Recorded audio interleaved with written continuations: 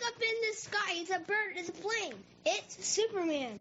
This is Dan Jurgen. This is Jason J. Lewis, the voice of Superman on Justice League Action. This is Mark Wade, writer of Superman Birthright. And you're listening to The Krypton Report.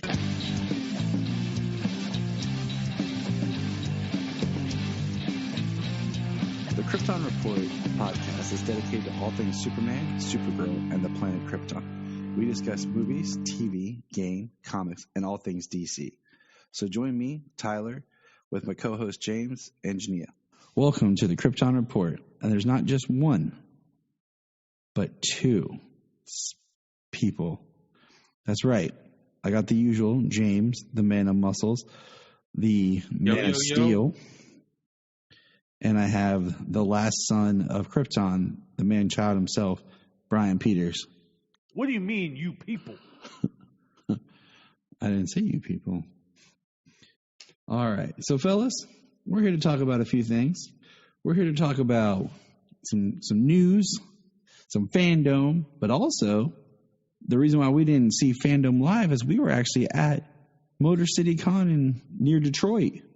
No buy, Michigan. An actual comic book convention. And what's funny you say that, Bryan, is just the night before Kiss was in Detroit playing a concert because my cousin went. Yeah, my mom was there. So it's crazy. For Detroit, Rock City, get up. I love that movie. It's hilarious. Yeah, it is. They beat each other up for tickets. It's a good movie. It really is. But what's crazy is, so what's weirdly funny is, and we'll get into this with our Motor City comments, just like some of the people that we interacted with at Motor City were on Fandome, and just the idea of like Fandome's going live, but yet it's not actually live. You know what I'm saying? Yeah. So now I have to edit that, so that's a pain in the butt. What are you talking about? It's music. What are you talking about? That's not licensed, so now I have to edit that, and that's more work for me. There's no words. Have you never listened to Vanilla Ice talk about Under Pressure and the lawsuit of how many notes you're allowed to have before it's copyright infringement? Well, I missed that part, but I do remember him saying, "No, I'm not copywriting. Theirs goes bang, bang, bang, da, da, dang, dang, and mine goes bang, bang, bang, da, dang, dang." We got that chest there. It's not the same. Well, I'm sorry for ruining your life. You know. Okay. Let's get Maybe into I should just exit right now. No, We're just such a terrible person, Bryan. I am. So, I'm a big pile of crap.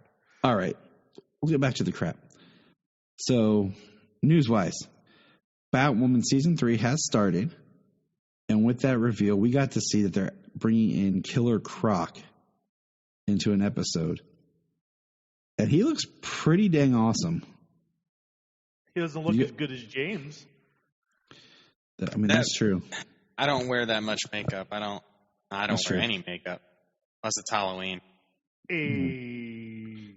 Everybody's entitled to one good scare. Yep. But yeah, we got Killer Croc. He really does look great. Guys.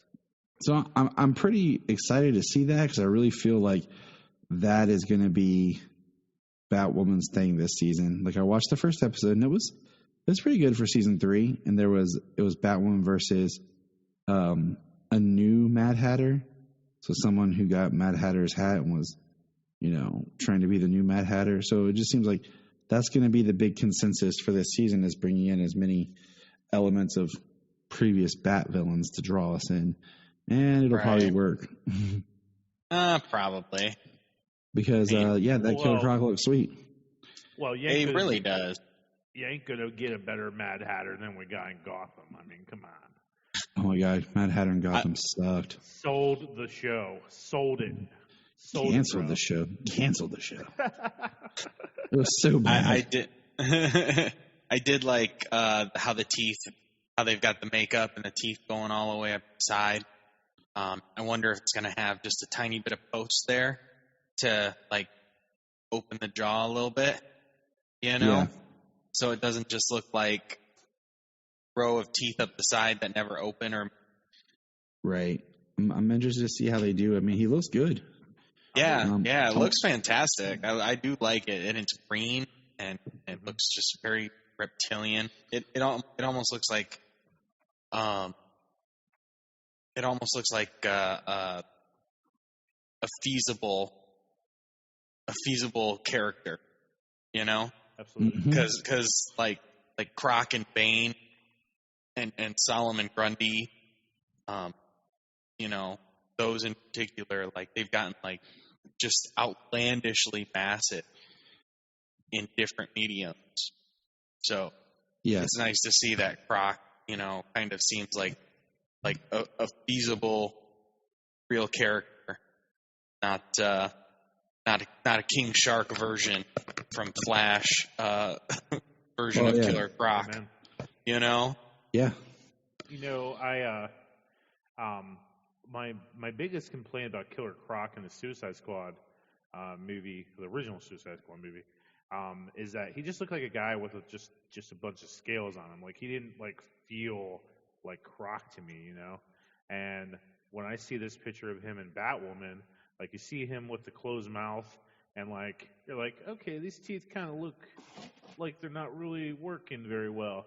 But and the other picture with Entertainment Weekly, when he has the mouth open and he's kind of like posing with his hands, you know, like looking ticked.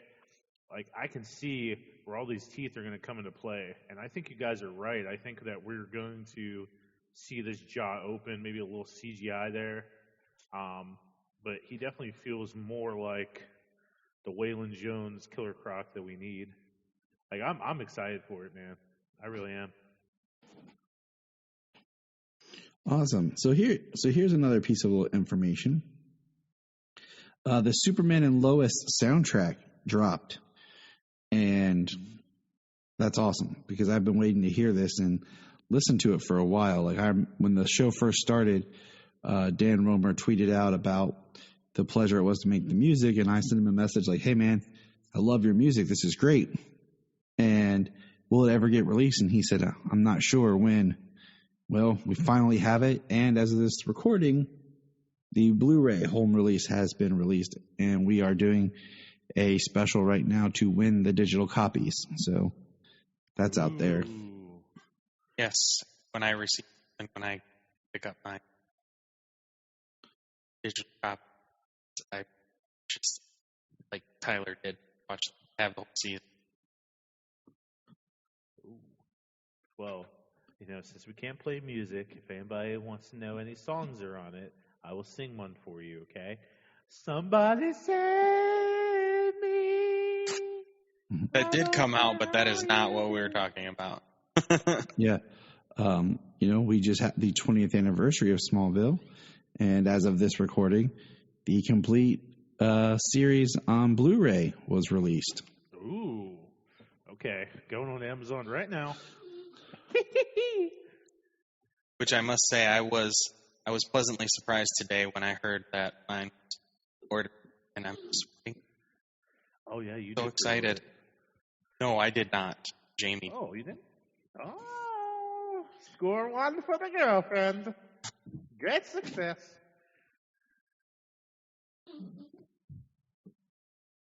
So I'm super stoked. I wonder how. I don't know. I heard the differences. I haven't watched it on, so I haven't watched Smallville on Hulu. Whenever I revisit it, I always throw. I've watched it on Hulu just to have like backup, like if I'm rewatching an episode, or just to have it on the background when I'm like going about the house or whatever. Right. So let's see here. Ooh, it comes with a digital code as well for you digital people. Mm-hmm. We have one more episode of Titans to go. So by the time we record our next episode, Titans Season 3 will have ended. Well, I am not. I'm not fully caught up. The last thing I saw is I'm somewhat near the end of that 51% episode, which I thought I finished, but I didn't. So we're seeing two people share a kiss, and maybe more. That's where I'm at. I have half an episode left to caught up. Probably not even that anymore. Less than 20 minutes episode caught up. And by the time we record next time, I watched the season. Yeah. So here's some information that is interesting. So we just had Fandome, right? And then today, or it was yesterday, we got confirmation that J.K. Simmons will be Gordon in the Batgirl movie. You think that would have been something they would have said at Fandome? But no. I didn't see any of the Batgirl stuff, so I couldn't say if that's the case. But I did see the fact that he is going to be in the Batgirl series, and that is extremely exciting. So happy to see him more. This info. Yeah, so I mean, it just makes me happy because we'll get more. Because that was the one thing from the Snyder Cut that was sad to me, was that one little scene with Jim Gordon talking to Batman. His couple of lines like, "It's good to see you playing more with others" and stuff, was not in the film. And we got less of Jim Gordon. I mean, unless you watch the Snyder Cut, you really don't get any of our boy. You know, that's exciting. You actually get the two scenes with him, or rather, you see the bullpen, the rooftop, and outside of the dam. And you don't get outside of the dam. Oh yeah, good point. In the Snyder Cut. Yeah, that's what I'm saying. You get less in the Snyder Cut of Gordon. Oh. Well, I guess I shouldn't be on this podcast. I suck. And then, as of today, they released the trailer for The Flash Armageddon. And I was like, man, where was this for Fandome? But, yeah, it's like a minute long. We see very quickly our villain in his human form. And it's cool. And then we see he's back at the Hall of Justice and he needs help and he calls on people to help him. And we see, of course, Green Arrow, who does it. I guess you could say I thought she was back in the future, but I guess not. But Oliver and Felicity's daughter is theirs. Time travel doesn't mean nothing on the DCCW. I mean, I guess. So. I mean, it's supposed to have an impact, but. I mean, didn't Barry get chased by wraiths for that crap? And we see the best part was Black Lightning's there.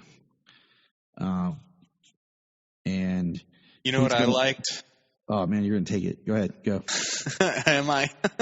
Yep. Brandon Routh running down the street and ripping his shirt open just to his chest. And next time you see him, he's the Atom.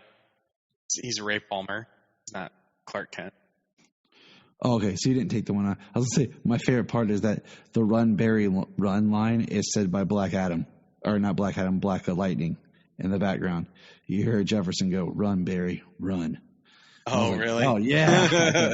No, I laughed at the teaser because I saw that Brandon Routh run down the street and rip open his shirt, and he's got a suit on and he's got glasses on, and he runs, but it's so quick that when he rips it open, it just opened to his chest, and then next time you see him, he's in his Atom costume, telling Barry he likes his boots, and he's glad he noticed. Yeah. Not to jump ahead. But the whole Barry has gold boots was the big reveal at Fandome for the Flash. Yeah. I mean, it's kind of cool for DC just to kind of be dominating the headlines right now. I mean, they just had Fandome. They released, 4 hours worth of almost 4 hours worth of content, and they're still releasing bits of news days after. They're holding the headline for a while. So that's the news. Now let's jump into, we were at Motor City Con, and there was a lot of cool stuff there. But we got to meet some cool people. So let's break it down quickly and talk about who we got to meet. James, I'll let you say one first. James, go ahead. Should I do the big one or what? Who's the big one? That's the question. Well, okay. Well, in my opinion, the big one, because we got to meet him on the day of the 20th anniversary of Smallville. But got to talk to Tom Welling and get a picture. Yeah, we did. Clark Kent himself. So we got our picture with Tom. We got to chat with Tom on the 20th anniversary of Smallville. And that was cool. We wanted to chat with Rosenbaum, but we didn't get to because we were off to meet somebody else. And Bryan, I'll let you go and talk about somebody else. Yeah, I think Bryan's got the biggest news there. I got to meet Skeletor. This is true. We did. And, This is true. and I met Shredder, and I stood in line with Casey Jones. This is all true. I told Krampus not to bother my kids this year, so. And I got to meet Tom Welling, and Scott Snyder and Greg Capullo, and it was a nice time. Yeah. So we got to talk with Scott Snyder. I sure did. And that was pretty awesome. And the last big person we got to talk to me too is we met and talked to Dan Jurgens. And I got to talk to him and get my books signed. The books that I actually got signed was not Death of Superman, but it was... That was me. I got the Death of Superman signed. That was James. He's like, here, the book you probably signed from everybody. And I also found a Superman Red action figure, and he signed the box of that too. So that was awesome. I got my Convergence Superman #1 signed, which is the birth of John Kent. So that was cool. And I guess we saw a lot of great cosplay, just really good atmosphere being back at a con, and the people that we saw around. It was a fun time. It was a good time. I guess there is the piece of news that came out, and I'm going to hold off on this a little bit more because what bothers me about this news is not the news itself. It's the whole John Kent comes out as bisexual.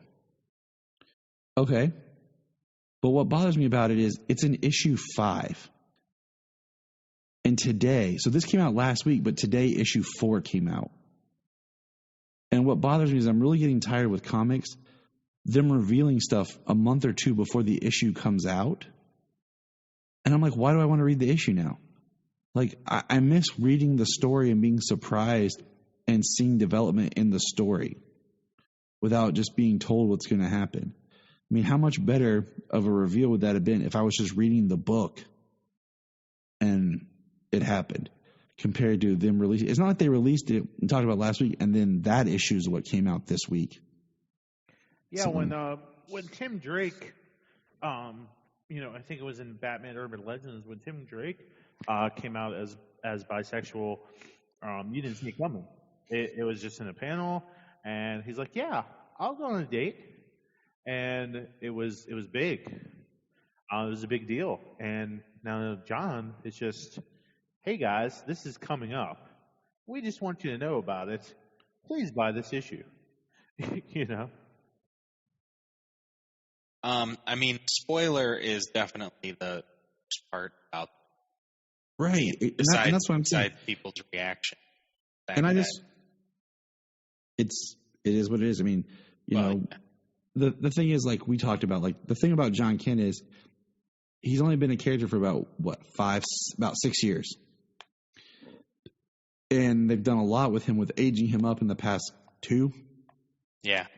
And they haven't really done, any kind of romantic, relationship type stories with him, which I don't remember if there was something between him and Yara in the future state, if they alluded to anything. I think there was alluding to or I think there was some sort of relationship stuff. Bendis' Legion when he went to the future, but I did not. I didn't read it. I didn't read all of it yet.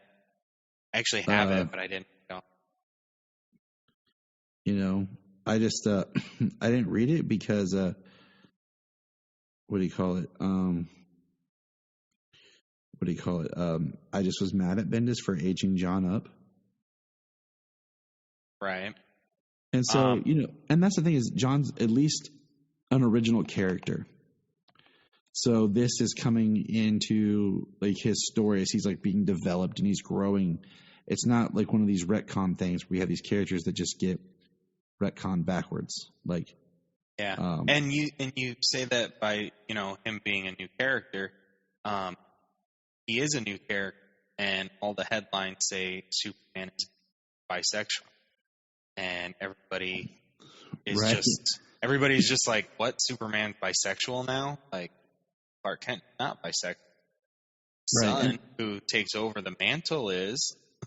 That's the thing that the headlines were misleading. And, I saw one person put, everyone knows Superman ain't bisexual. He loves Lois Lane. And the dude spelled Lois wrong and it was Lewis. And the dude responded to me like, he responded. I'm sorry about that, guys. You type so fast, out of anger, But it was just one of those things of like, yeah, you don't even pay attention to the character. But that's the whole point of the headline is to get the clicks and get people talking, even though it's false information. But hey, it's fandom time.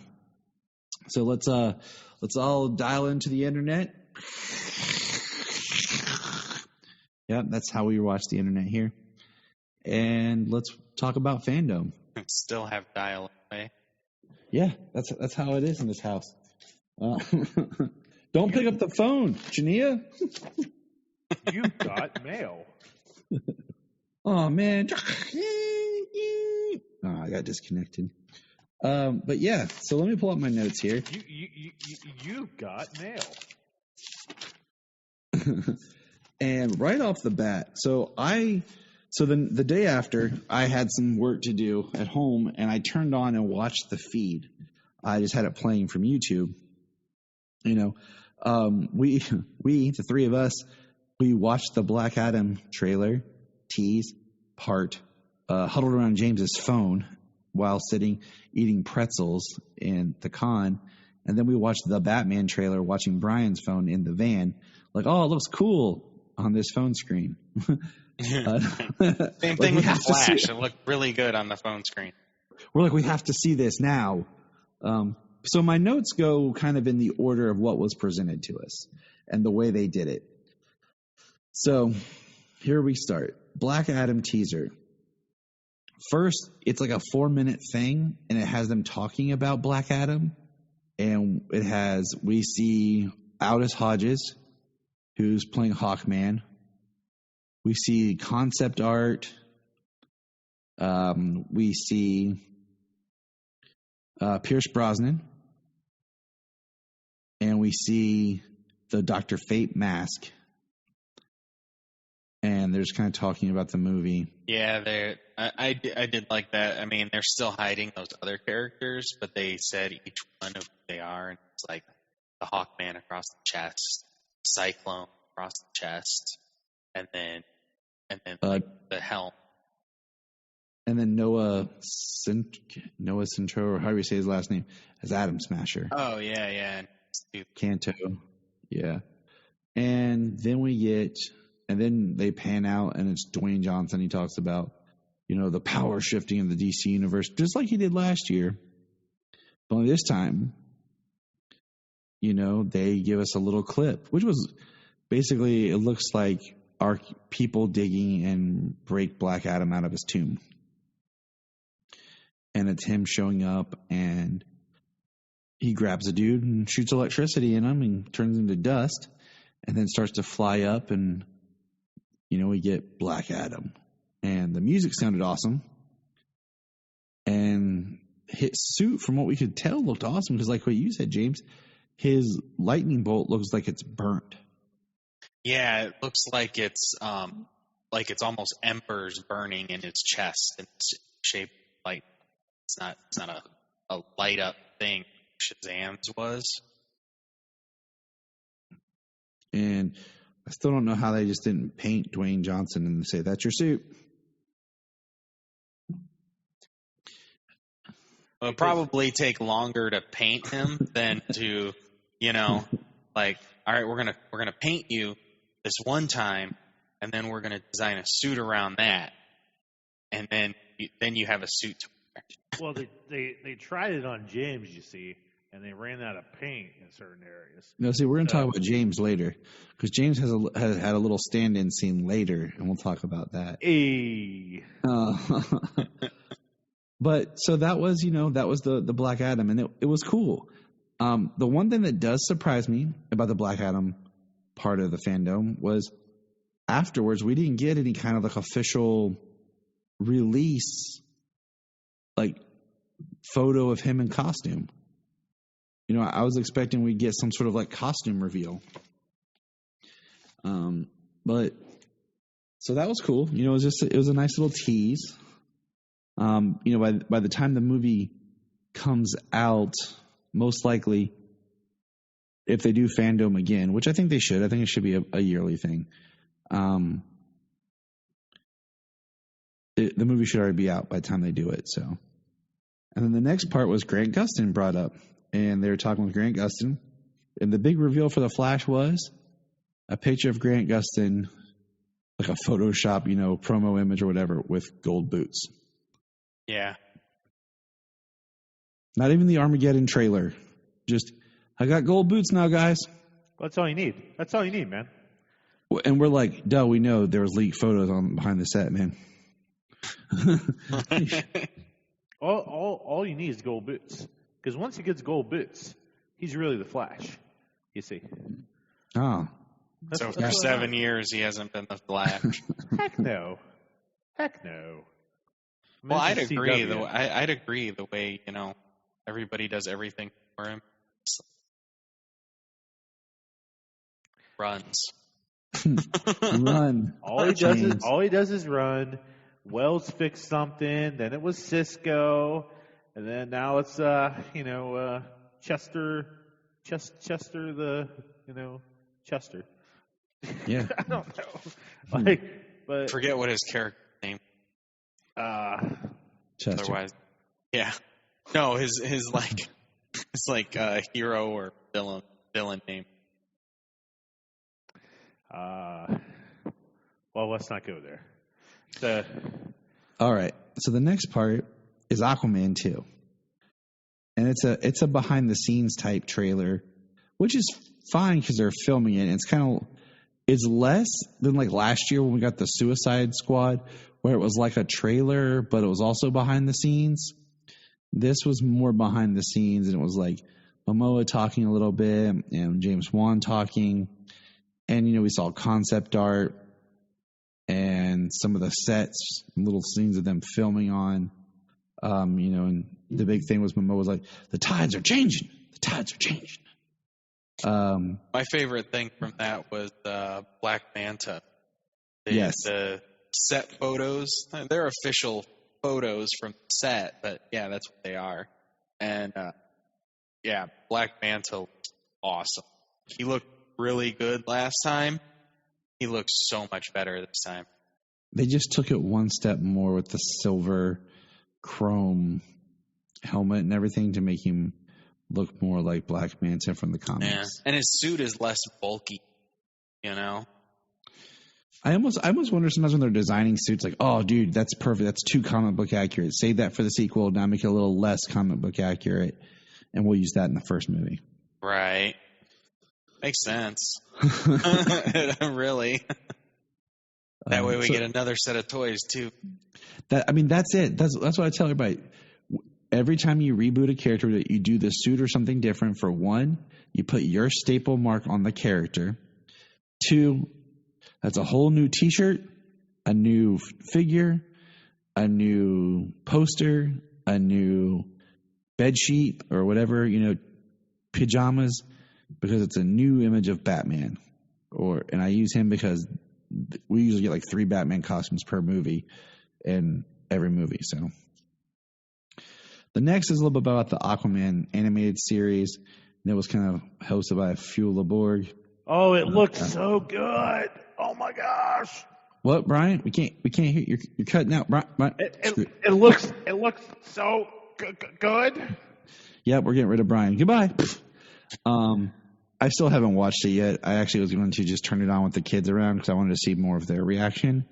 But then I was like, you know what? I want to put Jania through this suffering process too, because I want to suffer alone. So I figured I would just wait till the 4 of us are together, and we'll suffer through a couple of minutes. Suffer as a family. Yeah, the kids will probably be like, "This is funny, Daddy," and Jania will be like, she'll look at me with that, "Dear God, what are you putting me through, Tyler? Do you ever want to spend time with me again?" And I'll be like, "I love you, Jania." It's like, it looks like Teen Titans Go had an illegitimate child with the horrible Thundercats show. The new Roar. one. And we're supposed to be okay with it. And it looks awful. And I didn't even see. I was at work and I put on the stream.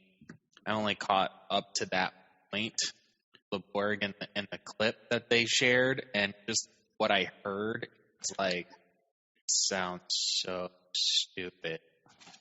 Yeah. And that's all we're going to say about that. Single clip that I heard, it sounds so stupid. I was like, are you kidding right now? That is awful. So the next panel, and this was cool. I liked this panel. But I wish there had been more. Was Echo Kellum, who played Mr. Terrific, host and kind of leads the Milestone panel.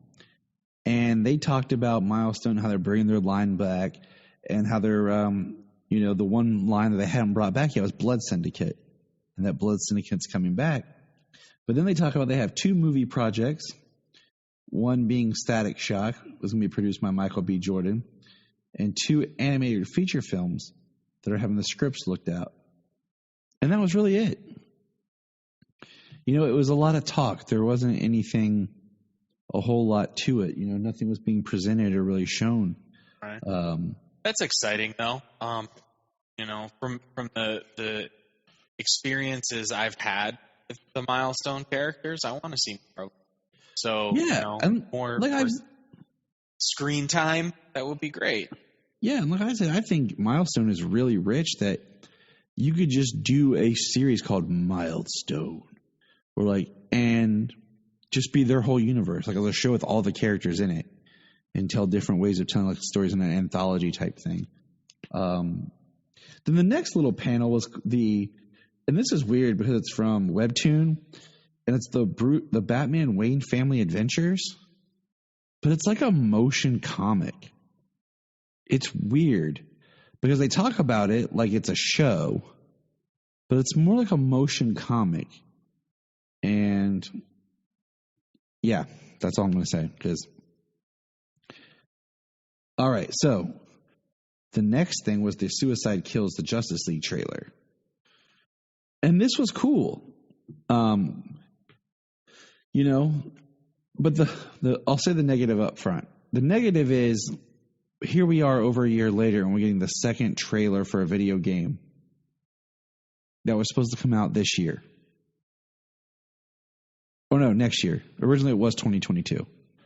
We knew that. So, video games take a while. But the idea is, how much of the stuff that we get in fandom was just more from the same we got last year? And this is the first perfect example.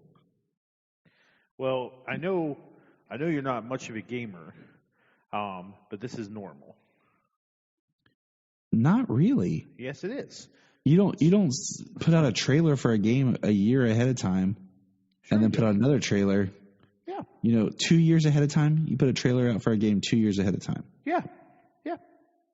Sure do. Name me one. Legend of Zelda: Breath of the Wild, God of War for PlayStation, Horizon Zero Dawn, Death Stranding. So when did the trailer for God of War come out? Original one, it came out last year. It was a teaser trailer. Oh, it doesn't count.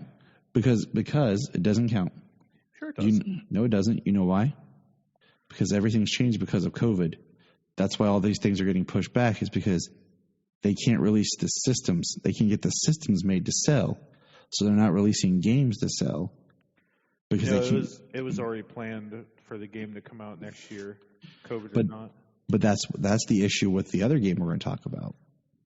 Well, this one is strictly next gen. This one's only on Xbox Series and PS5. PS5. I mean, one knew it was going to take a while to come out, and I mean, this is actually kind of an interesting story trailer. But if you have any experience with the Arkham games, when they open up, see the same road from Arkham Asylum as they're driving to Arkham Asylum, and they have the inmates, the 4 characters, in the same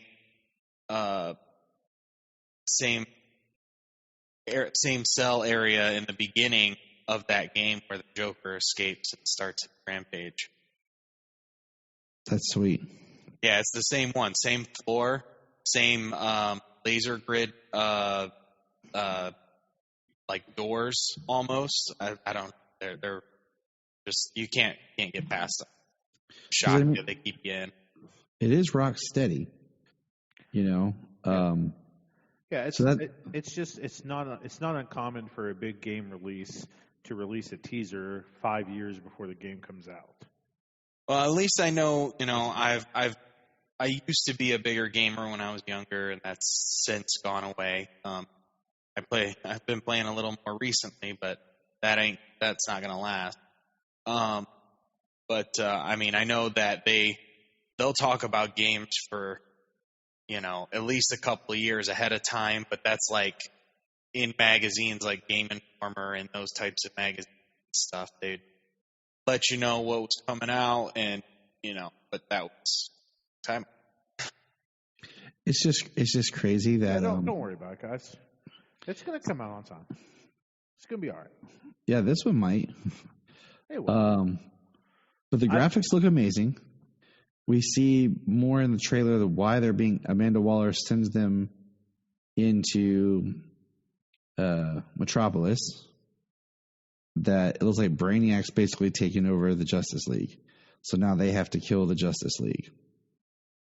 And Green Lantern, Flash, and Superman are under Brainiac's control. Yes, and it's interesting to me that the Suicide Squad we're meeting, none of them are metas except King Shark, if he's in the meta or if he's like the demigod or whatever. The other 3 are just skilled humans, and they're like, kill the Justice League. It's like, I want to say that King Shark looks amazing. Sure does. Oh yeah, absolutely. John Stewart Green Lantern looks awesome. Flash looks okay. I mean, Yeah. I understand the goggles. I understand it. He looks a little different. But John Stewart, man, Green Lantern, yeah, I was excited. I'm really excited. Superman looks fantastic. You mean John Cena Superman? 'Cause that's what he looks like to me. He looks like someone made John Cena Superman. Any connection to the character Peacemaker? No. Okay. And so that's our segue to the next one, was the Peacemaker panel, which I will say is kind of the best panel of the whole thing. Not because of content, but because what happens is you get a panel where it's James Gunn with the cast, and then it goes into the trailer. So it's like they really were talking the way we would want, like the people come out, they talk, and then here's the trailer. And it was funny because just the whole way they talked about Peacemaker, and they, James Gunn talked about, I can't believe I'm filming this, that Warner Brothers actually let me do this. He's talking about certain scenes like that. And then they show us the trailer. And did you guys watch the trailer for Peacemaker? Oh, yeah. I mean, John Cena he's the only reason that this is going to work for me. Yes. Like, absolutely, because he sells it so well. I looked at Junior and said, if it was not John Cena, I wouldn't watch this. But because it is John Cena, I'm going to watch it. And what's funny is when I was watching the Peacemaker panel, not the trailer, Solomon's like, he's looking, he's like, that's John Cena. Wait, John Cena's real? I'm like, yeah. I couldn't, all these years, Dad, I couldn't see him. Dad. I think he thought John Cena was like the character because he's seen like the wrestling stuff. I didn't think he realized that John Cena was his name. So he's like, John Cena's real? He just couldn't see him, Tyler. He couldn't see him. That's funny. Oh, man. Okay, so the Peacemaker trailer, just the beginning, he's like, you gonna let me out? Why? I'm a superhero. What superhero are you? Peacemaker. Peacemaker's not a superhero. There's no hero named Peacemaker. I'm famous. And, I mean, so the highlights of the trailer, because there's so much just like quick, is we are getting Adrian Chase as Vigilante. And they're both like, yeah, we're good guys. We only murder bad people. So, we're good. We see the Peacemaker helmet light up.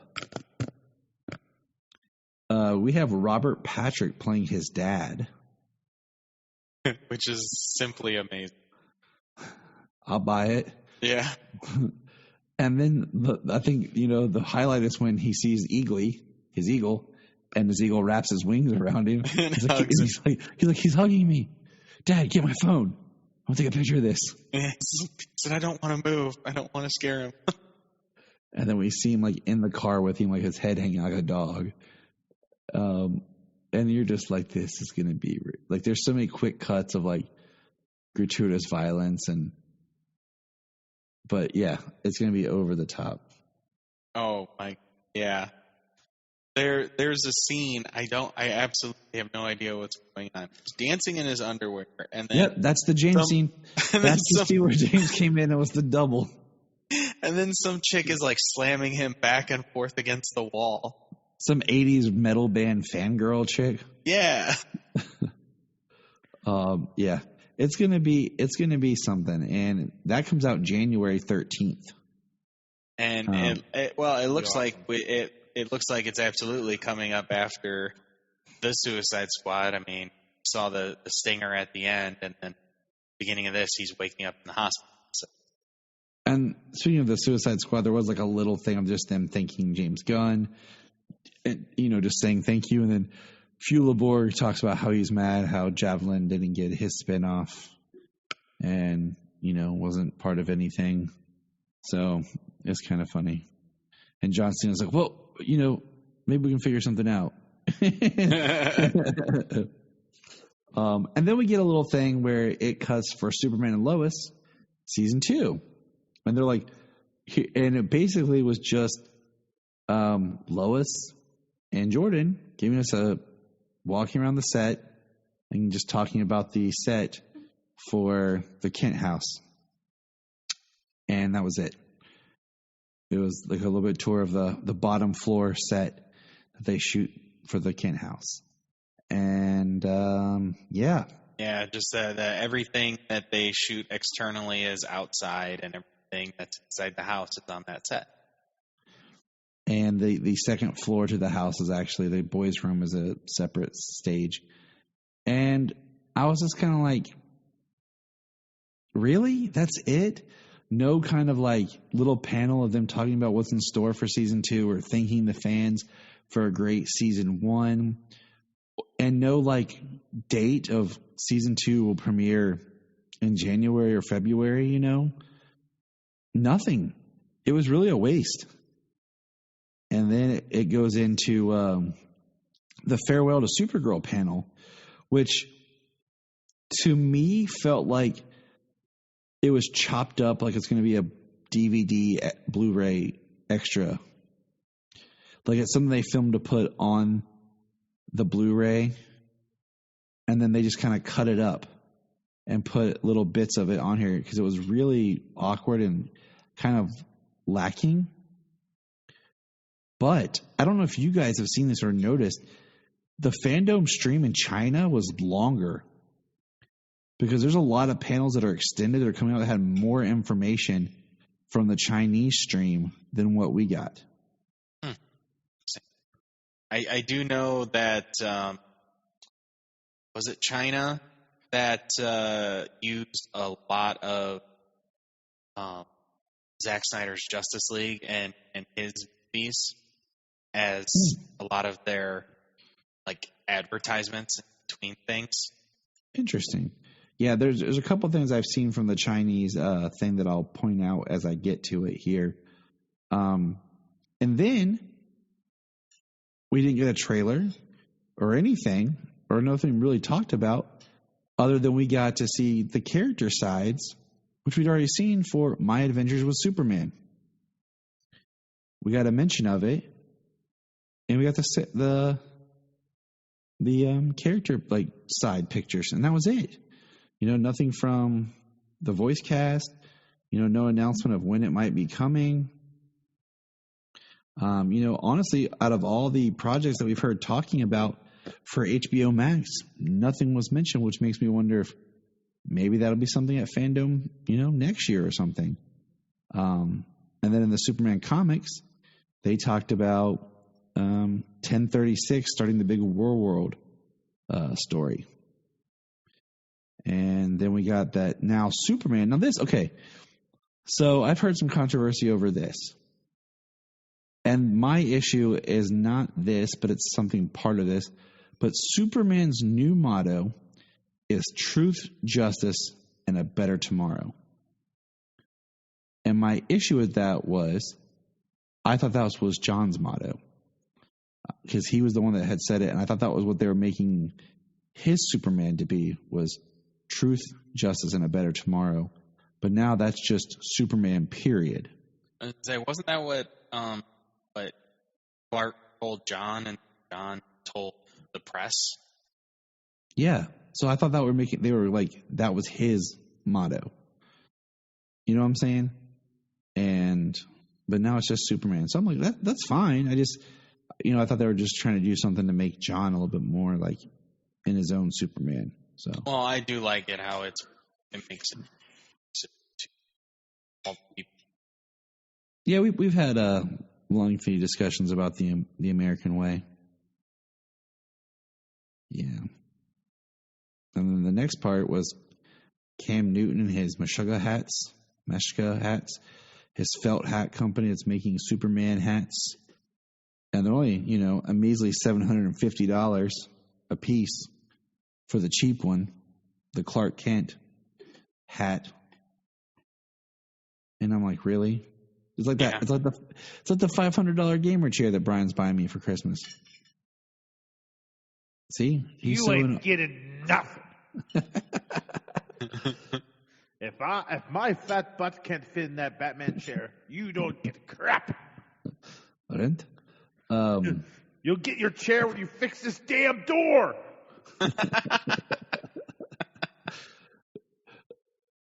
That's our inside. And then, okay, so the next one, we actually get a little bit more of a teaser footage. Red? And for the movie that I know everybody, the DC movie, the fifth DC movie that'll be out next year, League of the Super Pets. And we actually get to see, Crypto talk through, Dwayne Johnson's voice, and we see Ace talk, Kevin Hart, and dogs can't talk, Tyler. I don't know about you, man, but my dogs do. No, they don't. Not when you're around, because they're afraid of you. You're a liar. That was funny. The trailer was funny, though. League of Super Pet. When have you ever seen a league with one pet? And then what's funny is at the end of the little thing, it says trailer. It says 5/20/22, and it says trailer coming in November. I mean, of course, it's going to just be crazy and wild. And part of this teaser, Bat Hound just takes a leak. He's like, "How much did you have to drink?" Because it just keeps going. So, I mean, that's going to be a fun movie. I think it's going to be a fun time at the movies. I mean, if you've ever seen Secret Life of Pets, I mean, this is that with super pets. I mean, what was great? I'm looking forward to it. Me too. I think it was when we saw Shang-Chi, maybe. Maybe that's what it was when we. No, maybe it was Jungle Cruise. I don't remember when they did the You little. can't watch a Marvel movie. That's against the rules.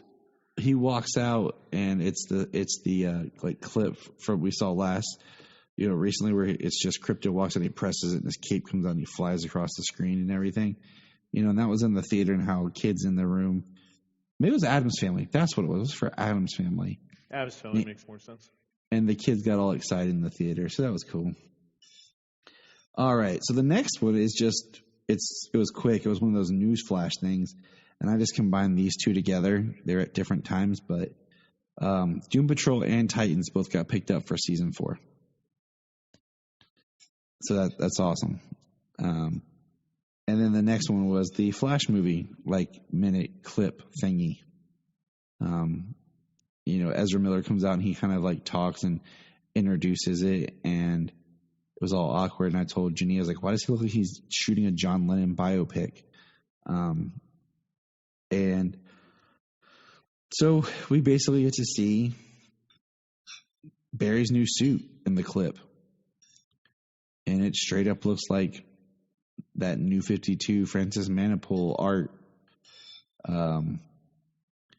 His helmet looks a little clunky on the face, but we see him and we hear voiceover, which is Michael Keaton, Bruce Wayne talking to him about why would if he could go from every world, why is he here in this one?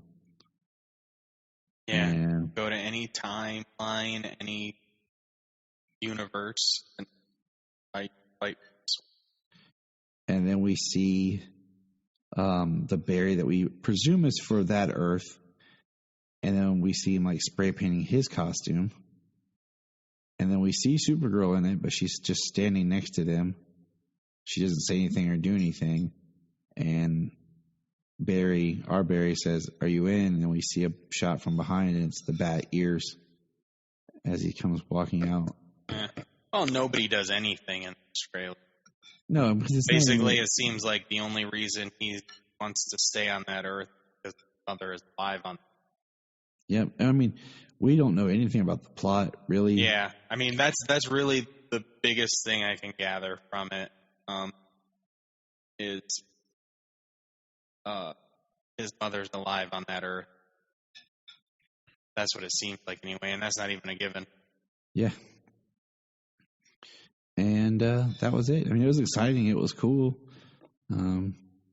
I heard, and I haven't really caught it myself yet, somebody said that in one of the quick snips, one of the frames, it's like Supergirl might be some kind of pod or something. Well, there's some rumors, but I haven't heard too much, so I'm not going to address. I don't go through stuff. I'm not going to address the rumors as supposedly who might be in it because, we have too much stuff to talk about. We don't need no rumors. So, yeah.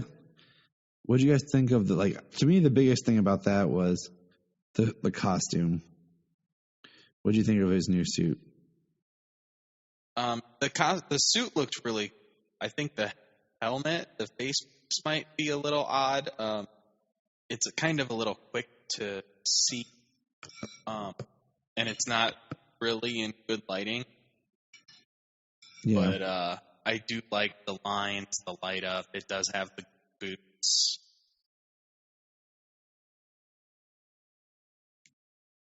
So yeah, I mean, it looks cool, but I kind of, I'm kind of leaning more towards his other suit as of right now. So. Well, I think that the glowing suit is probably made of Speed Force energy. Excuse me. It has a lot of a Mark Waid Flash feel to it, in terms of some designs that he threw together for Wally West in his run. We have the white and the gold lightning bolt, but when you see that picture at the bottom with Barry in the middle, and then I guess Barry Part 2 on the left, it does look and looks like it feels a little bit like 90s Power Ranger suit. Like I'm looking for Ivan Ooze to come out of the corner. I think that they're on the right track, but I just don't think they're there just yet. But they probably could edit it more later with some like CGI and stuff. So It's true. I mean, we do get to see the Flash ring, so that's cool. But One thing we do have see in New 52 vibes in it as well. But one of the things we do see on the snippets we see in the trailer is the bat suit laying on the ground and blood all. Yeah, we do. So I think Michael Keaton got hurt real bad, been out of the game. Yeah. I mean, it would make sense. I mean, the guy's 70 years old, so come on, So, moving on from the Flash, we got one image of Gwendolyn Christie as Lucifer and Sandman, which is kind of weird that they didn't really talk that property up, because later they do a whole panel for Sweet Tooth, which is another DC type project with Netflix. So we get Injustice film. They come and they talk about it a little bit. They have Justin Hartley on there. They have Ed Boon, which was sweet. And so many people thought Ed Boon was going to announce Injustice 3, the game. And guess what he didn't do? Announce Injustice 3, the game. And Justin Hartley was talking about, how when you're a kid, you always want to be Superman, but then when you get older, like, you realize, like, oh, no, you don't want to be that perfect, and how it's so hard as an actor to be Superman. But this kind of version with this depth, attracted. I'm like, whatever, dude, get out of my house.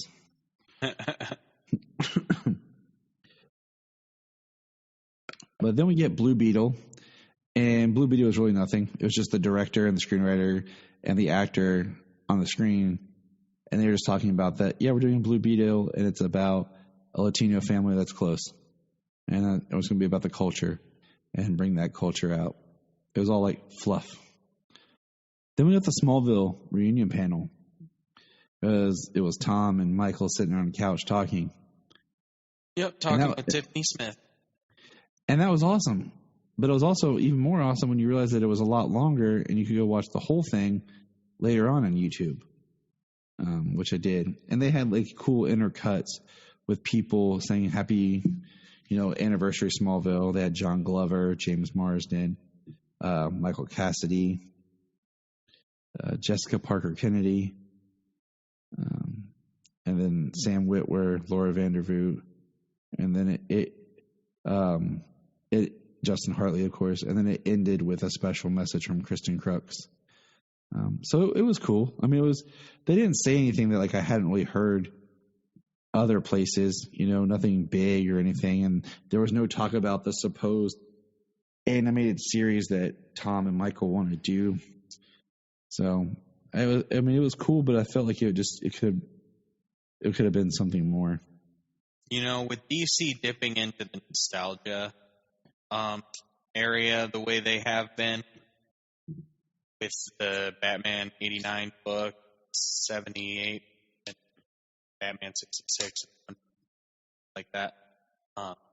You'd think Smallville, if the stars, the two main characters, are down for it and they would like to do it, be an easy. You could see it being an easy win there for DC and them riding the nostalgia wave. Yeah. I mean, yeah, exactly. So I'd be all in on it. Yeah, I mean, it'd been the perfect time to announce it and really talk about it with the 20th anniversary, and of course the box Blu-ray set. But all right, so moving in, the next one is the other video game that I was talking about that was supposed to come out in 2021. And that's Batman Gotham Knights. And we got a more story trailer narrated, like a different half of the story, narrated by Penguin, basically trying to tell Dick Grayson that the court doesn't exist. And intercut with, it was a little quick panel with Scott Snyder and Greg Capullo talking about the Court of Owls and creating it and going up there and seeing them making the game and bringing that world to life. And the graphics look great. They look even better. And now I'm worried that, Gotham, this game's going to be just a next-gen game by the time it comes out, and I'm going to have to buy my PS5. I won't have a choice. Sucks. I have to buy a Series X. Woe is me.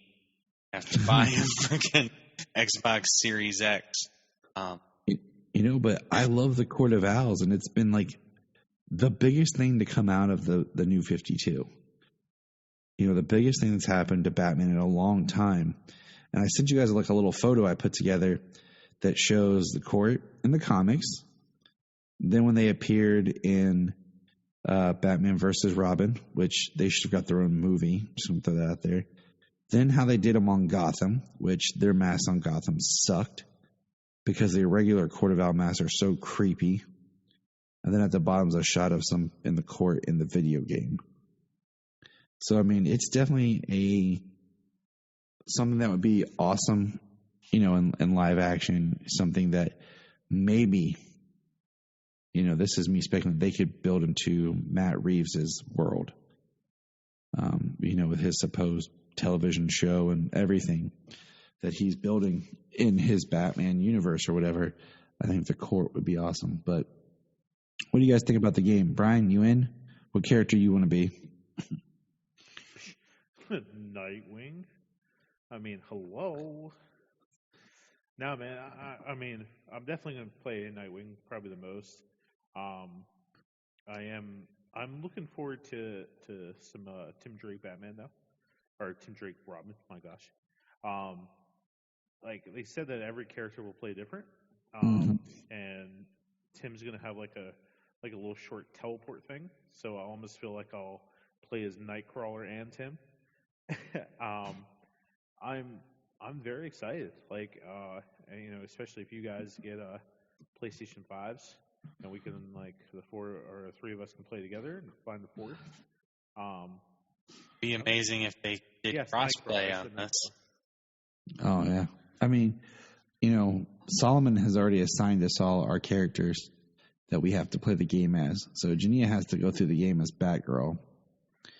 I have to go through the game as Nightwing. Solomon, of course, is going through the game as Red Hood, and Sayla is Robin. So we have our. Oh no, she's on. I mean, she was like, because originally, he had said Batgirl, and she said no, I'm taking Robin. So Jania is the one that kind of just got dropped with the character. Like, okay, so. And then the next panel was Batwoman, and it was Javicia and Rachel coming out and talking, and then they had a little spotlight on Luke Fox and Batwing, which was cool, but the show had already premiered for season 3, so they weren't really giving us anything new or showing us anything at all. And then we got the trailer for Catwoman Hunted, and it's a Catwoman feature animated film, but is very, very anime. Oh, very anime. It's not. My daughter would probably love it. It's not as anime as. Is she trying to steal the Dragon Balls? Yeah, it's not as anime as what was the Batman one that came out? Batman Ninja. Yeah, the one like DC release I don't own. But yeah, Catwoman Hunted February 8th, and I don't know if this is what I'm going to buy. And I usually buy them all, I like anime. See. I haven't gotten Ninja, but it's not, I don't know. I just haven't gotten it. I have watched it, and I'm due to rewatch it in quite a few years, and I enjoy anime. Take a look at this and see what it looks to be, and see if my daughter will like it because she's into anime. May the force be with you, James. But out of that panel, we were told that we're getting basically, they said 5 movies, but technically to me it's really 4. Oh, no, I'm sorry. It is 5 movies, but we have the bonus. So, here we go. This is our slate. No art release, no information, just names. Catwoman Hunted. The next one is Constantine, House of Mystery, which is going to be a short, and then it'll have all the other showcase shorts on the release. The next film is Teen Titans Go and DC Superhero Girls, Mayhem of the Multiverse. So I wonder if that'll be kind of a continuation of where they were together, or it'll be a continuation of what happened in Teen Titans Go versus Teen Titans. I hope a little bit of both. Yeah, me too. I do. Teen Titans Go versus Teen Titans was fantastic. I love the crossover, the Space House crossover with DC Superhero Girls. Yeah, it was fun. Me and the kids watched it. It was a good time. And then the next one. I think I bought those episodes. Yeah, I did. Green Lantern, Beware My Power. And that one makes me wonder if it'll be the Green Lantern of the new continuity. Just because. And I say that because so far, everything that's on here doesn't tie into the continuity. And there's no Justice League movie. There's no Batman movie. Except the last one is Battle of the Super Sons, which is going to be the first DC animated CG movie. Direct. And I'm interested in what that all is going to include. Is it going to be John Kent versus Damian? Are they kids or what? And then sometime next year they said they're going to release the Long Halloween Deluxe Edition. You said Challenge of the Super Sons? Battle of the Super Sons. Yeah, I'll probably be them against each other, I'd assume. So, I mean, that's technically not a Batman movie, not a Superman movie, and not a Justice League movie in the next year. I like the sound of that. I really, I enjoyed the last continuity building. So to see them do it again and get to see movies on characters we didn't get movies on before, that's awesome. Yeah, like The Flash and Green Lantern. So that's my fingers crossed is that Green Lantern will be part of that continuity, just to kind of continue to thicken that up. We had the Legends panel, which I didn't really watch because I'm done with Legends. And then we had Bat Wheels. And it was just concept art and the theme song. Unless you watched it in China, where you got to hear the voice actor who plays Bam and the voice actor of Robin talk a little bit about their character. But the kids saw it. They think they're excited for it. They think it looked kind of cool just from the little concept art. And I mean, that's who it's for. So they announced the Batman Unburied audio drama. Gina Rodriguez will be voicing Barbara Gordon. Sam Witwer will be the villain, Harvester. And M'Baku himself, Mr. Winston Duke, will be Batman. And that's the one from on Spotify. So, and then after that was the Batgirl panel, which was just them basically doing nothing. Didn't I hear they said that Batgirl is going a redhead? Yeah, they said that her hair will be red. And I'm like, okay, are they going to dye her hair? Or is it going to be like, I always like the idea of it as a wig, like the old 66 Batman as part of her costume, Yeah. And then the same kind of thing they did with Batwoman. But, Barbara Gordon's red was always more of the natural redhead, not what it was for Batwoman. We saw like a concept art piece, but that was really it. Then they come out and say that they're doing Harley Quinn season 3, and it was basically King Shark and Harley talking about season 3. The animation takes a while, and they kind of bicker back and forth and talk about it, that it's coming and all the stuff they had to do for it. It was funny. It was just kind of cool that, that it's coming, but nothing really. And then we got a little bit of a panel on Batman the Caped Crusader, which, is J.J. Abrams, Matt Reeves, James Tucker, Bruce Timm. And Bruce Timm's, he used part of his pitch for this was it's more Batman the Animated Series than Batman the Animated Series was. Back to their initial concept idea, a little bit more noir. He pitched it using the Batman Strange Day short that they did a few years ago, where they had the 75 years of Batman. They talked about how it would be no Justice League, just Batman, Bruce Wayne, very low tech. Bruce Wayne is the Mask. And then they had something on TikTok where you could scan a QR code and do a Be Like Batman. So, yeah, I mean, I kind of was hoping for some concept art or something for the Batman Caped Crusader cartoon, but we didn't get anything. And like you guys were saying, like with Bruce Timm, does that mean that Batman's going to try to, get with Barbara Gordon? But if there's just Batman and nobody else, so maybe not. Maybe not. She's safe right now. Well, who knows? I mean, DC's push for now it's basically set at his other half. So not for Bruce Timm. we could see if he rolls that way and what happens there.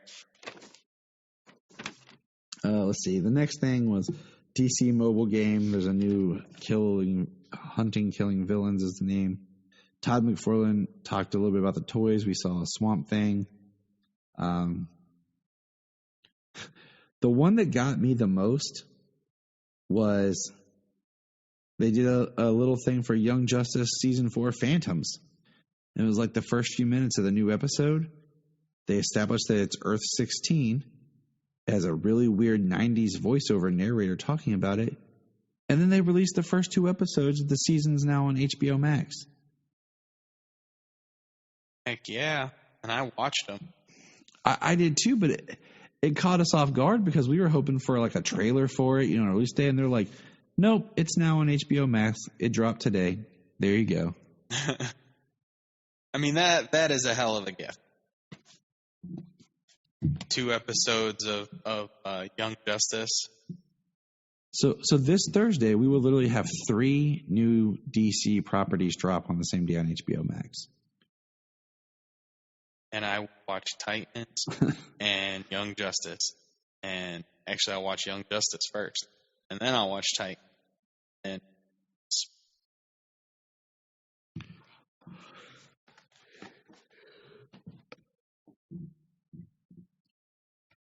And I started it with her, so she wanted to go back and start at the beginning. So I did. And then the next part was our little Ava DuVernay section. And she was doing they didn't have a lot of time to talk about this DMZ comic book show they have with Rosario Dawson. But I'm not going to go into it because I didn't even know what it was. And basically listen to the writer talk about they just changed everything from the book. So whatever. But they do show like a little clip of Naomi. And that was one I thought that we'd actually get a trailer for. And it was basically her getting an alert, something about Superman. And she grabs her skateboard. And I'm just kind of like, who skateboards anymore? I feel like that's something that Hollywood just tries to keep alive because I don't feel like people actually skateboard anymore. If they don't live somewhere where it's warm. So, but, and she's like, falls on her back and looks up and sees Superman fly by. So I ask you boys, what Superman did she see? Bryan, you go first. Oh, I haven't watched the trailer, but I'm gonna go with Tyler. I mean, that's the one I'd go with. That's who I go with. That's who it should be. I mean, that's who it should be because with that show, with Superman and Lois, they're establishing kind of, I want to say, the new Arrowverse. And it would be stupid to have Naomi set on a different Earth after Crisis and try to do some alternate. It just makes more sense to just straight up make it Tyler Superman. Well, the fact that she is from a different Earth in the comics, Crisis would be right. Would be the storyline jump off of that she would be on Earth Prime. Exactly. See, James, that's why you get it, man. All right. The next part was Shazam! Fury of the Gods. And Asher Angel has definitely hit puberty. Because by the third movie, if they're not careful, Zach Levi might not have a job. Right. But it was another one of those behind-the-scene type trailers. And it was cool because they talk about how they showed us a lot of concept art. They showed us little scenes being filmed where we got to see Helen Mirren in costume. We saw Lucy Liu. There's supposed to be a third one of the goddesses that we didn't see. We saw the Shazam family costumes. They talked about more like Greek mythological creatures like centaurs, harpies, minotaurs, and that we're going to go to like the Rock of Eternity, the Library of Eternity, the Realm of the Gods. Well, they said dragons too, because there's even a scene where Zachary Levi is holding like a prop dragon tail and acting like he's holding on dragon's tail. That's going to be really fun to watch. Yes. And it looks like we see the wizard Shazam, which makes me wonder, will Dijon Hansu appear in Black Adam in a scene? Like, it only makes sense for him to be in Black Adam. And I feel like Fury of the Gods is going to be that movie. It's going to be part of the Shazam movies, right? But it's going to be like kind of like a trilogy. You know, like when they do Shazam 3, that'll be the movie probably with Black Adam in it, and it'll pull it back around, you know, to where, and this will be like the middle chapter that kind of stands out. But see, in the Chinese stream, you found out that this movie takes place 2 years after the first one. And I wonder if we'll get any tease to Dr. Savannah and Mr. Mind at all.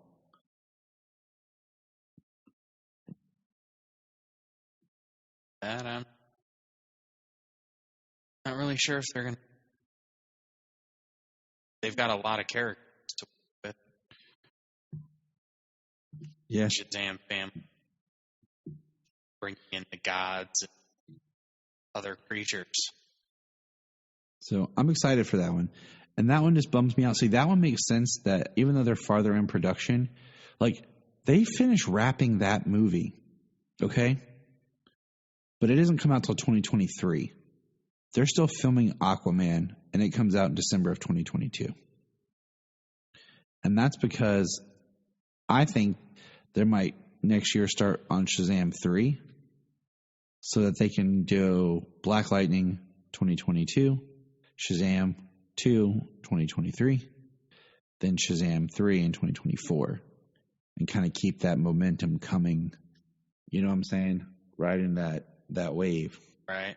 Well, you know, even with the de-aging technology and, you know, the way they can make children look younger, I mean, if you wait any longer, you can't turn adults into children. Right. Right.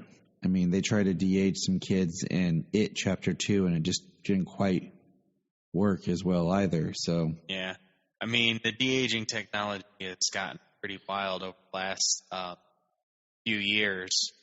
But the fact that Mary Marvel is played by the same actress in both forms tells you something. Yeah. I mean, it almost looked like it in the last movie, but this time it did. For sure. Yeah, it did. And they were just like, we'll save some money. The next thing was the Wonder Woman 80 panel, which was a joke. It was a straight up joke. It was Patty Jenkins and like Linda Carter barely talking. And I'm like, no. If it's 80 years of Wonder Woman, you're doing this, it should have been a good 15-minute panel with writers, artists talking about Wonder Woman and celebrating the character. But I don't want to hear Patty Jenkins talk about the character. After giving us 1984 and her Unbalanced, and then they mentioned that they're going to be doing Wonder Woman 3, but that was all the details. Well, and the most now they're saying that stream don't like films. Yeah, that's what I'm saying. I don't want to listen to her talk right now. So. Well, do you guys think that she's going to be in charge of Wonder Woman 3? Because she was on board to do that like Rogue Squadron movie for Star Wars, and I think something happened with that.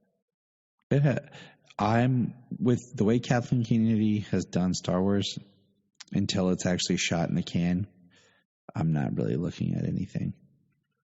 And the way that, she was announced to do that and everything was all hyped.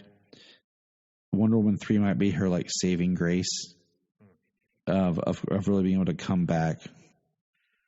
We'll see, but it did not do. She is still tied to Patty Jenkins, she's still tied to Rogue Squadron, and it looks like she's tied to do a Cleopatra movie.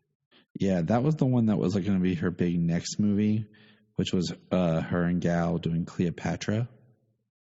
And, my thing is we'll see, because it might be like, go make Wonder Woman 3 for us first before everybody doesn't want to do it. Let's win back our fans. Well, have you noticed how Disney is being very cautious right now? Mm-hmm. Like they're not doing any new Star Wars stuff, like other than like some Mandalorian here. They're moving some dates on Marvel things. Like they're being very cautious. And I think the Scarlett Johansson thing has made Disney even more cautious and careful of who they choose as talent. So I would be I'm going to be very surprised if Patty gets to do that Rogue Squadron movie. I really. Well, those big corporations can't, these studios that can't do what they want. They still have to work within contracts that they themselves into. So they have to be careful about the new contracts they sign. But I mean, look at the changing landscape, and the streaming and theater. None of that's settled yet. And you look at how Kathleen Kennedy, like I said, has handled Star Wars. We'll see. We'll see if Rogue Squadron comes out or whatever. Like, I'm not holding my breath. If Dave Filoni's doing something, then I'm more interested, because he actually gets stuff done. But moving on, there's a comic coming up called The Trial of the Amazons in 2022, which sounds interesting. Like that might be a really big Wonder Woman kind of event.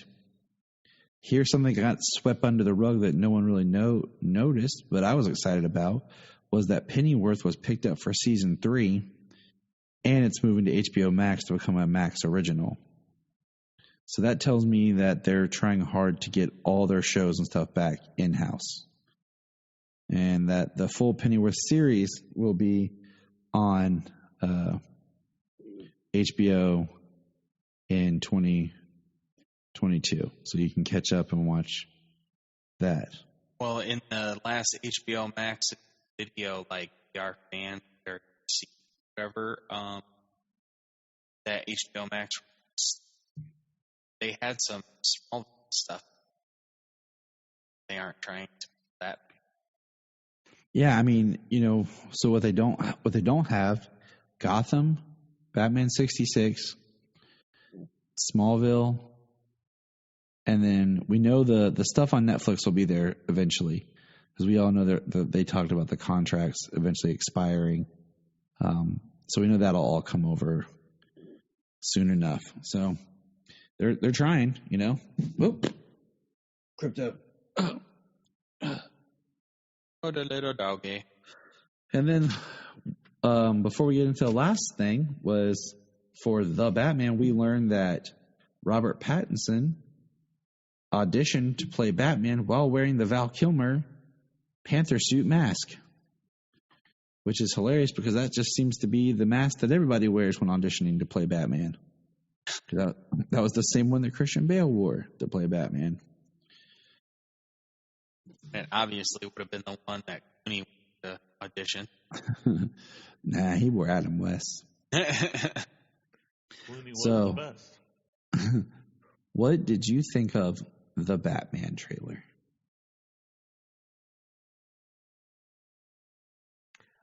Both of you don't go first. Who you want to go first? No, go you first, can Bryan. go. You can go ahead, Brian. Thanks. Ladies first. Okay. At first I was a little worried about Zoe Kravitz as Selena Kyle. Like, I was wondering if it was really going to work. And I see the potential. I can see it a lot more in this new trailer. I think she's going to pull it off. I think she's going to do very well. Colin Farrell as Penguin, man, like, you cannot even see that be Colin Farrell whatsoever. I'm really excited to see Colin Farrell as Penguin. I know he's going to do him justice.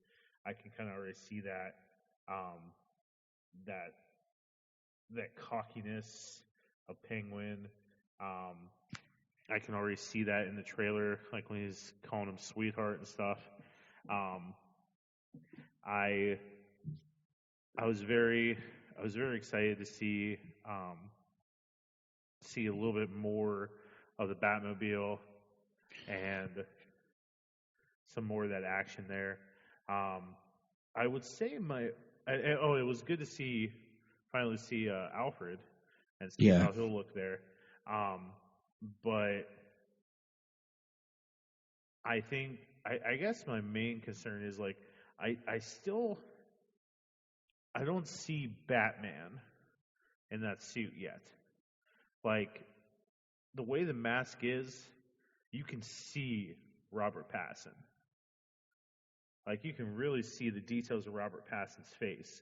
Whereas in other Batman masks and stuff like that, you couldn't really see the actor. Like, you could see. You know what I'm trying to say here.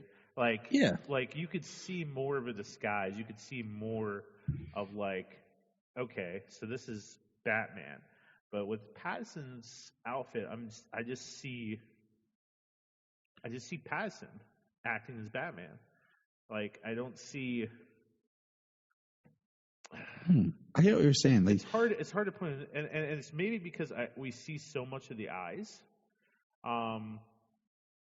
But like with Adam West, like, you could see the bottom of the mouth and you could see that opening part, and you knew it was Adam West, but his jawline, the mask of the jaw, so like on Christian Bale, so small for a mouth thing. And it felt more like a cowl, and like when you look at Michael Keaton, especially in Batman '89, like, you can't really tell it's Keaton. And then when they change it up in Returns, you can see Keaton's face in it, but it's not like you're watching. It's almost like he doesn't even have a cowl. Don't have a cowl, man. It's almost like Pattinson's not even wearing a cowl. Like, it's just too forming to the face. I don't know. That's my only nitpick. And I am curious as why we are not seeing the Riddler's face. the Riddler, what they're doing with him is the one thing I'm kind of like, what are you doing? Like, with his disguise and his look. I just hope that it's a much more serious. It's taken much more seriously as a villain, because he's been a joke been a joke since the 60s, especially on screen. Yeah. I mean, heck, I think that him half serious since the 60s was Batman series. Absolutely. And, Absolutely. played by John Love. Yep. But I mean, I was just telling you guys how it's getting close to Batman. Like, I'm gonna see it. My hype level has just kind of died down on it. The trailer brought it up a bit. I'm gonna see it no matter, and it's gonna be great. I did like some elements, like, so some things don't seem to fit a little bit, but I'm with it. It's like the suit, the way he's taking all of that automatic, all that automatic rifle fire straight to the armor, Right? And it's just ting ting ting ting, and it's all like, and he's just taking it at point blank with all that fire and stuff. Like, the suit, I don't know what's going on with the suit being, well, that's like heavy armor. The way it looks like it's hitting that suit, but then like the fighting, the destruction, the fall scenes on rooftops, like there's a lot to it that looks really great. Cinematography is amazing. Yes, it does. I am looking forward to checking this. I do hope that they've taken a lot of great elements and made a greatest hits Batman movie. Yep, and I hope they do it. I hope they do it well. That's been my ongoing conversation pieces. Like, I feel like there's so many elements I feel like they're getting right and they're working on with this. But it definitely is like an angry Batman. And we will see more. But I'm hyped for it. I mean, because I always love the world on film, and the music sounds great. The look of Gotham looks awesome. I'm happy to see Penguin being taken seriously, compared to like how he's been taken as well. So that's another one of those, like, oh man, what are we doing? The Riddler I'm excited for because I think he's a great character, but just his whole look is perplexing to me. And the whole, like, the bat suit, what it looks like and all that kind of stuff, it looks fine enough, because I feel like Bryan was saying about how it looks. But my thought is, you know what they do every time is they make a suit, and then they're going to improve on it in the next movie. Right. They're going to improve on it, and I mean, even though it looks kind of different, and some people said weird or bad or whatever in images, like the close-ups and like the slow motion reveals, that type of stuff that's done. But in action, in the trailer, with it moving and some posts and stuff, it's looking pretty. I mean, not like the best Batman suit, but want to see what they do with it, what it does now, and what it can become. Agreed. It looks good enough, like, for what they're doing with this, where it's even more Batman Begins in a way, because his suit really looks like it's more homemade, put together, starting from the beginning. Where, in Batman Begins, he was very much, he took a bodysuit, and yeah, we'll see where this goes, because I'm excited for it. My thing is, from the trailer, is we get one line of him saying, "What have you done?" in like his Batman voice, and it sounds like we're back to just being a low voice of him yelling compared to like the other line was the "I'm vengeance" line. So let's see what his Bat voice sounds like, because that can always be what makes or breaks anything.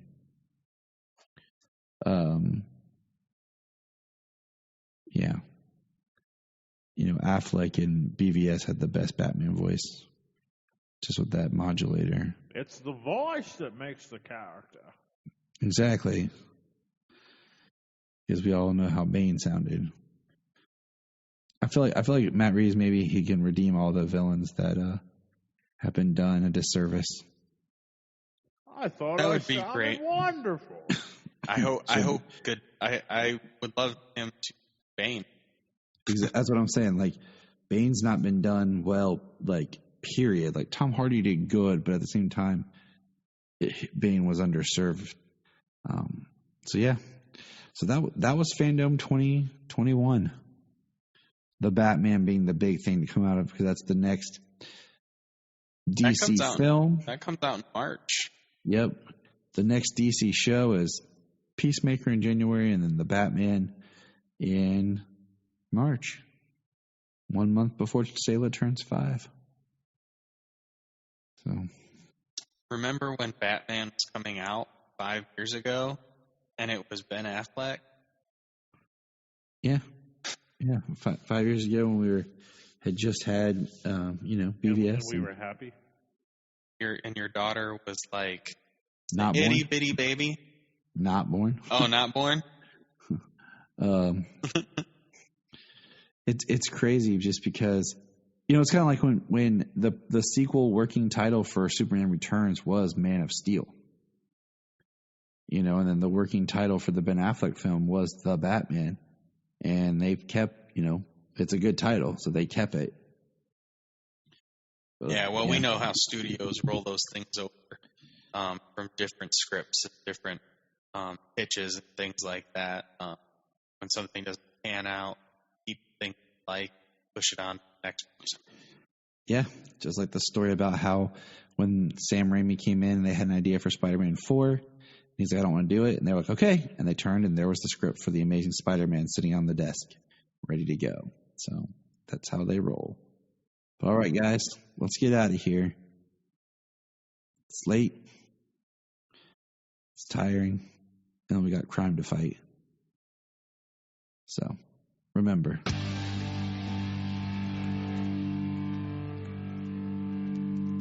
up in the sky. The Krypton Report is a Tears production. We thank you for listening and enjoying, and please support us on our Patreon account, our TeePublic store, and check out our social media. Always remember to look up in the sky.